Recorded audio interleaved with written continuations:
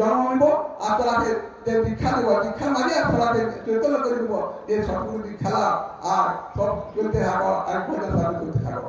কিন্তু সবাই আমরা দিচ্ছি না, কেউ শুনছে কি না, কেউ সদ্গুরু দিচ্ছে না। এই জন্য আমার সদ্গুরু দীক্ষা দেওয়া দরকার। তো এই সদ্গুরু দীক্ষা দিলে কি হয়, এখন মাইন্ড জন্ম নিচ্ছে, তারপরে ফের একবার একজন সদ্গুরু দীক্ষা নিলে তখন নতুন জন্ম হয়, পূর্ণ জন্ম হয়, মানে নতুন জন্ম হয়। এই নতুন জন্ম নিলে কি হয় যে আমরা আগে যে পাপ তাপ করেছি সেই পাপটা সব কাটিয়ে ফেলে যায়। তার জন্য এই সদ্গুরু দীক্ষা দেওয়া যায়। যার আমি কি বলে যাচ্ছি যে এক রাজার রাজত্বে কি হয়েছিল, চুরি হয়েছিল।